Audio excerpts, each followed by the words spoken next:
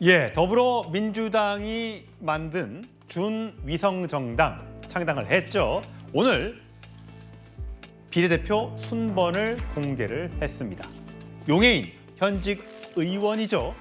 6번을 받았습니다. 자, 6번. 지난번 총선에서 더불어시민당에서 17번까지가 당선권에 들었기 때문에 6번을 받았다면 현재로서는 재선 가능성이 굉장히 높아 보일 텐데, 자, 용해인 의원의 발언부터 들어보시죠. 개인적인 연고가 있는 지역들을 중심으로 한 8개 정도의 지역구의 출마를 고민했었습니다. 울산 북구와 관련된 파열음을 보면서 저의 지역구 출마가 또 다른 갈등의 씨앗이 되면 안 되겠다라는 생각이 좀 있기도 했습니다. 지역구는 민주당 그리고 비례는 비례연합 이 구도를 계속해서 이어가는 것이 좋겠다라는 판단을 당원들과 함께 내린 것입니다. 예, 자, 오늘 공개가 된 20번까지 계속 있습니다. 10명만 일단 앞번호로만 순번을 매겨봤는데, 자, 서민화 전 국가인권위 비상임위원부터 위성락 전 주러시아 대사, 백승하 전 강원교사노조 위원장, 임광현 전 국세청 차장 등등 하면서 용해인 새진보연합 상임대표가 6번에 자리를 하게 됐습니다.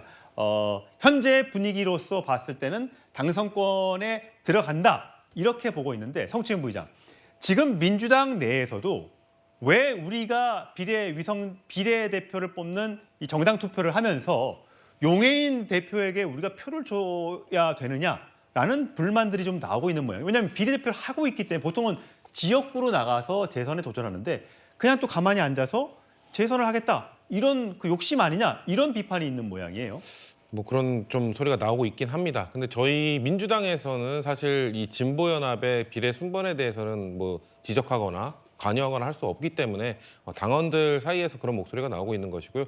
개인적으로 저도 아쉽습니다. 용해인 의원이 만약에 말씀하신 뭐 지역구가 아닌 비례대표를 도전하기로 했다면은 진보연합의 지금 가장 앞번호 아닙니까? 예. 그럼 본인이 그래도 현역 의원을 했고 대표도 하고 있잖아요. 기본소득당의 대표도 하고 있으면 그 진보연합의 순번 중에 뒤쪽을 했다면은, 그러면서 민주비례연합의 순위를 거기까지 끌어올리겠다. 예. 제가 그리고 현역 의원으로서 인지도를 높였으니까, 그리고 그 혜택을 받던 사람이기 때문에 그런 역할을 감수하겠다라고 했다면 민주당 당원들도 용해인 의원이 비례대표를 또 재선 도전을 한다고 한들 그런 거에 대해서 비난하지 않았을 거라고 보거든요. 예, 지난번에 5번이었고 이번에도 6번이니까 다 앞번호예요. 매우 큰 혜택이죠. 이건 예. 비례대표는 사실상 한 번 받으면 이게 당에서 어떻게 보면 큰 혜택을 준 거기 때문에 예. 다음번에는 좀 험지라든지 그런 것들을 도전하는 것들, 당에서 좀 혜택을 받았으니 당을 위해 희생하겠다, 이런 모습을 원래 보여줘야 되는 것이고요.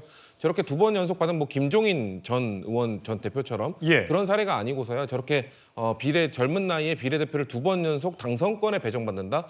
이것은 글쎄요, 당내에서도 볼멘 소리가 계속 나올 것 같습니다. 예, 본인의 지역구 출마가 또 다른 갈등의 씨앗이 될 수도 있기 때문에 비례대표에 나갈 수밖에 없다.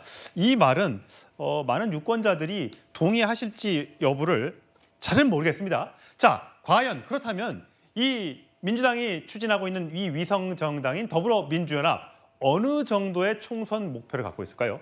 들어보시죠.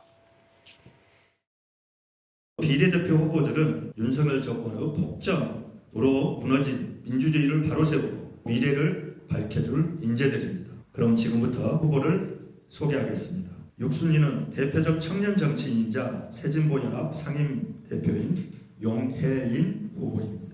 지난 21대 총선에서 더불어시민당이 얻은 33.37%보다는 많은 득표를 하고 싶은 마음이고, 또 그때보다 민주개혁 진보 세력이 보다 많은 힘을 지금 결집해주고 계시기 때문에 역시 저희들 창당할 때 목표로 했던 40% 이상 득표에 20석 이상 확보를 목표로 하고 있다고 하는 말씀을 드리겠습니다.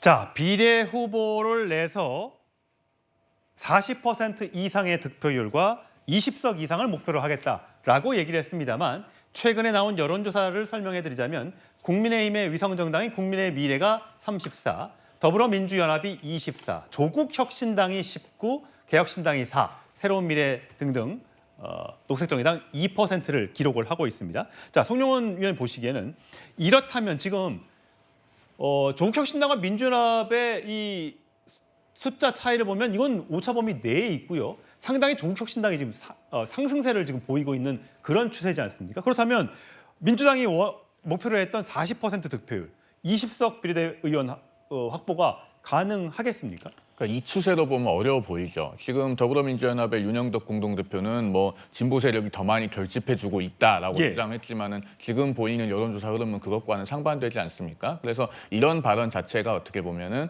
더불어민주연합의 위기 의식을 드러내는 것이다. 오히려 역으로 예. 그렇게 볼 수 있을 것 같고요. 지금 저렇게 조국혁신당의 그 비례대표 지지율이 올라가고 있는데 더불어민주연합에서 그걸 저지하지 못하고 있는 것은 결국 그 본체라고 할 수 있는 더불어민주당의 이재명 대표가 조국 대표하고 이렇게 겹쳐서 보이면서 차별점을 드러내지 못하기 때문입니다. 사실 조국혁신당에 대해서 가장 크게 비판을 할 수 있는 지점은 당 대표부터가 이미 대법원 최종심만 남겨놓고 예. 있고 거기에 뭐 황운하 의원 그다음에 뭐 차규근 전 검사, 차규근 전 출입국정책본부장 이렇게 재판 받고 있는 분들이 대거 지금 참여하고 있다는 점입니다. 그런데 이재명 대표 본인부터가 지금 훨씬 더 위중한 혐의로 더 많은 재판을 받고 있기 때문에 비판을 하려고 들면 차별점이 없어요. 그럼 이 상태로 계속 가면은 더불어민주연합과 조국혁신당의 지지율이 더 근접하게 될 가능성도 배제하기 어려울 것 같고 예. 그 지점에서 아마 민주당의 고민이 클 것 같습니다. 예, 김지호 실장 지금 민주당에서는 몰빵하면서 빵을 막 들어 보이면서 결국 뭐 지역구도 또 비례대표도 민주당에 표를 달라 이렇게 얘기하고 있는 거죠.